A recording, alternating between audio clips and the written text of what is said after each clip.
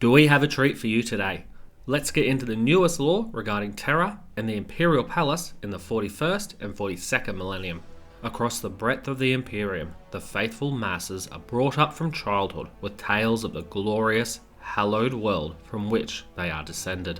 This dream of golden gilded buildings, colonnades of white marble, and orderly processions of marching pilgrims is just that though, a fictional imagining by those whose every waking hour is misery. Upon the surface of Terra, millions perish every day, whether by disease, murder, or pollution. Their souls join the ethereal tumult which rages across the planet's surface, culminating within the throne room of the God Emperor. The greatest Cypher ever to exist is sat immobile. Here, a fierce conflagration bleeds between warp and real space, the living beacon of the Astronomicon projecting pure light into the ether from his throne that is also his tomb. The Imperium's hatred of the unknown, its loathing of those who will not conform, and its unwillingness to change are epitomized here within the Imperial Palace. It is a place to which untold millions travel with the hope of glimpsing the mighty Eternity Gates or gaining an audience with the Emperor himself, only to be consumed by the sprawling city that is a palace, swallowed whole, their liveliness, hope, and faith feeding the entity that is the nerve center of the Imperium. At its narrowest point, the Imperial Palace spans hundreds of miles, the inner sanctum surrounded by sprawling hab blocks and towers whose tops scrape the underbellies of clouds. Strange, otherworldly happenings are so common, many are not even recorded by the local arbitrators. Within the continental confines of the Imperial Palace, so close to the God Emperor of mankind, chronometers suddenly wind forward in years before collapsing in rust and ruin. In the late 41st millennium, a hallowed figure appeared above the way of 10,000 saints, 8 out of every 10 pilgrims who beheld the visage combusting amidst their fellows. In one eerie occurrence, upon her deathbed, an elderly woman closed her eyes, exhaling her last breath before suddenly leaping to her feet, blinding all who looked upon her. She ran into the depths of the city, screaming of the stars who were gods. This occurrence was not unusual enough to be noted by any authority. Those who hold the dubious honour of dwelling within the Imperial Palace are not united in their devotion of faith. In the grim dark future of war-torn systems, internal conflicts cost the lives of millions, even within the confines of the palace itself. Great administratum lords wage war upon one another, hordes of their devotees shedding the blood of their counterparts for as trivial matters as disagreements of policy.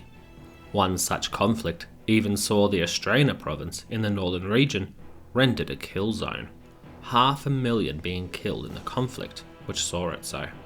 All citizens barred entry to this day, though there are no official records why the arbitrators who patrol the Astrana prescribed zone do so with a strict kill-on-sight writ. There are persisting rumours whispered in the darkest corners of the palace.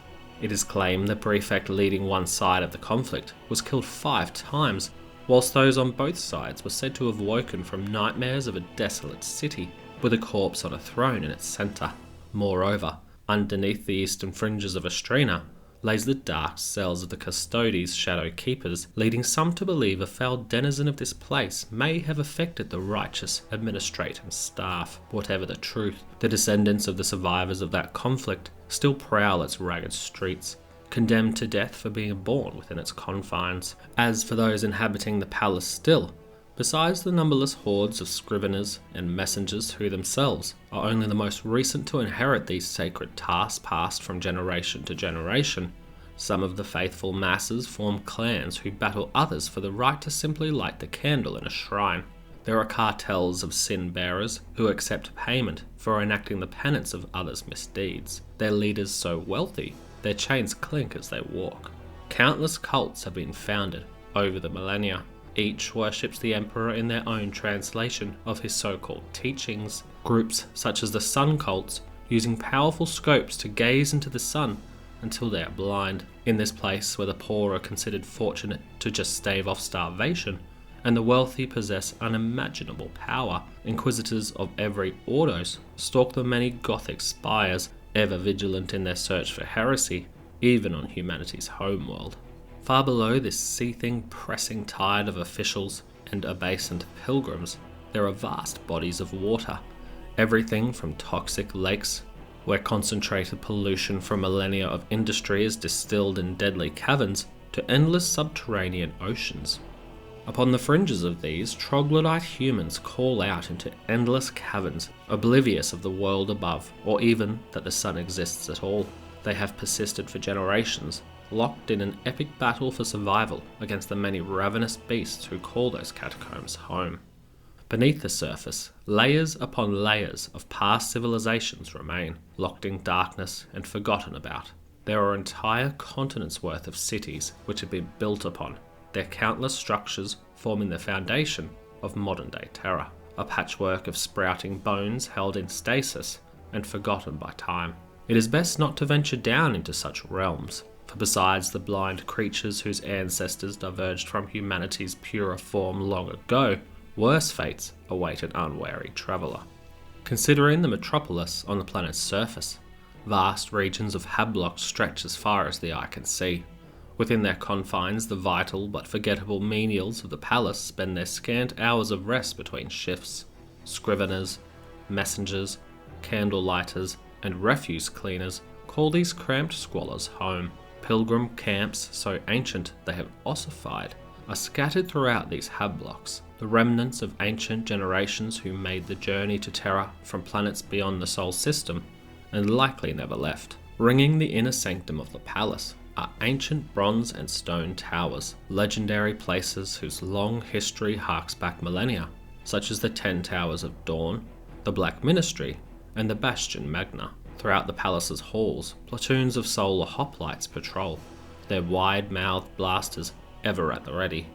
They also work in tandem with senior prefects, a mere handful of hoplites and overseers policing the work of hundreds of scribes in one hall, capable of producing billions of tons of parchment which will be stored immediately afterwards, rotting before they are ever read. Inside communication hubs, messengers trained in coded memory techniques await their next task in pens like ancient birds, nutrient paste feeding them from tubes like livestock. Their bodies and lives are utterly dedicated to this function, their legs replaced by sprung augmetics. In this way, many citizens forfeit their humanity, locked in a never-ending cycle of service to the Imperial Church. Overseeing the defense of the Imperial Palace, monitoring all happenings within, are the Adeptus Custodes, ambassadors and assassins, bodyguards to the greatest being ever to be born. It is said the first Custodes were the sons of ancient kings, children and orphans alike, who the Emperor sculpted into demigods,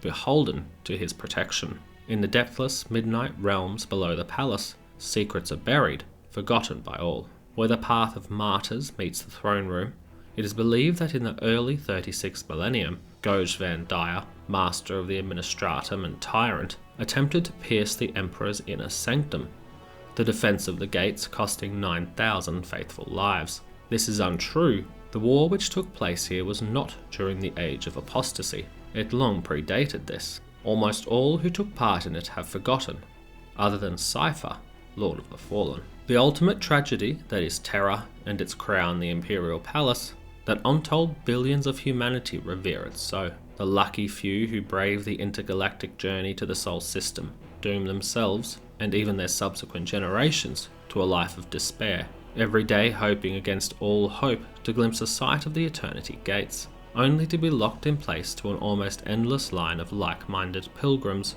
who have squandered their families' fortunes for the same opportunity. I thought we'd do something a bit different today, so thank you for watching, especially if you made it this far. I also want to say a massive thank you for all the support we've been receiving. It takes a lot to create content, work full-time, and spend time with the family, so to be sent so many engaging comments and support in the form of likes, views and subs is honestly priceless. As always guys, if you want to claim 21% off Warhammer and hobby supplies, please use the link below for Gap Games, who ship within Australia and to New Zealand. For those not within these countries, As the channel grows, I plan on reaching out to other affiliates so we can provide value to those who support us. Thank you so much for watching. I appreciate you. Take it easy and have a good one.